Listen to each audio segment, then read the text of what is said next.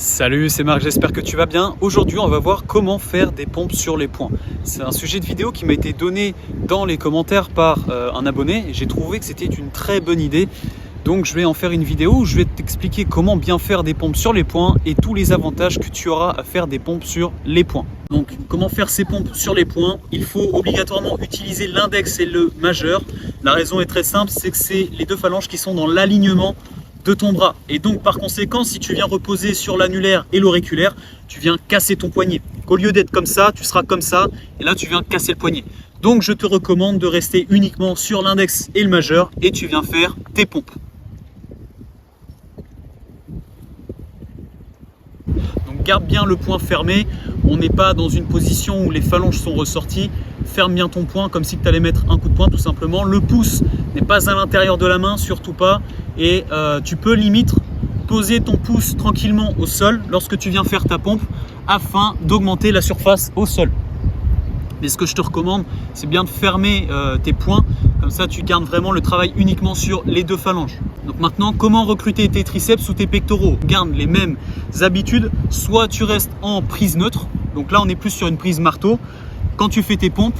Et là, tu viens principalement mettre l'accent sur tes triceps. La raison est très simple. L'angle qui est formé entre ton coude et ton buste est nettement réduit et de ce fait, tu as une plus faible adduction. Donc tes pectoraux vont être moins contractés. Tu vas beaucoup mettre l'accent sur tes triceps puisqu'on vient augmenter la flexion du coude. Et à l'inverse, si tu veux mettre l'accent sur tes pectoraux, tu n'as qu'à simplement réaliser une rotation au niveau de ton poignet.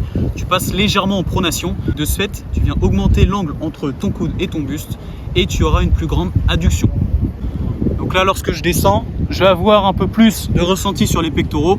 Vu que mes coudes sont écartés, ils ne sont pas proches du corps, ils sont légèrement écartés. Et de ce fait, l'adduction est augmentée. Pour quelles raisons je vais te recommander de faire tes pompes sur les poings? La première, c'est que tu viens gagner en amplitude musculaire. Et oui, puisque quand tu es sur tes mains, eh bien, tu vas avoir l'espace au niveau des métacarpes, c'est-à-dire environ 10 cm de mouvement en moins.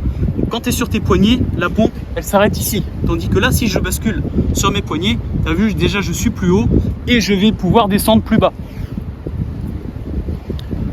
Donc, le premier avantage, c'est que tu as une plus grande amplitude de mouvement.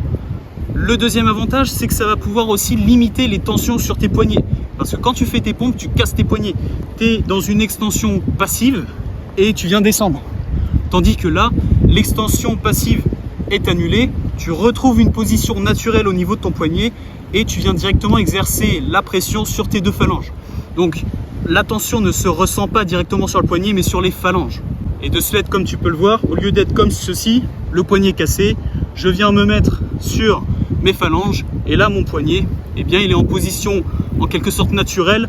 Il n'y a pas de contrainte liée au poignet, ça vient nettement renforcer le poignet. Il n'est pas dans une position passive mais là il est actif. Le troisième avantage à faire des pompes sur les poings, c'est que ça va rendre l'exercice plus compliqué.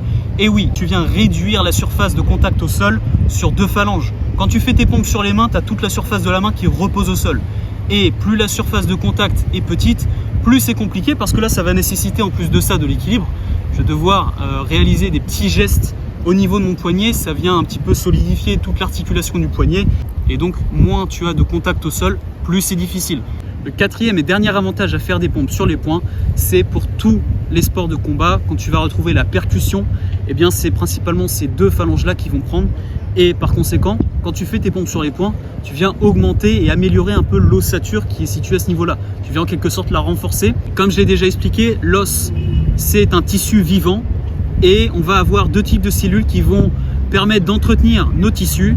Et donc, plus tu viens travailler un os, tu viens le renforcer, plus il sera solide et il pourra accepter en quelque sorte les coups. C'est comme un muscle, il vient se renforcer. Voilà pour cette vidéo, j'espère qu'elle t'a plu. Si c'est le cas, n'hésite pas à me laisser un like. Si tu souhaites en savoir plus, n'hésite pas à t'abonner à ma chaîne.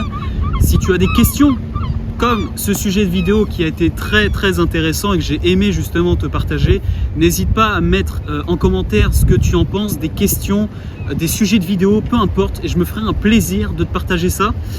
Et quant à nous, on se dit à la prochaine et surtout, prends soin de toi.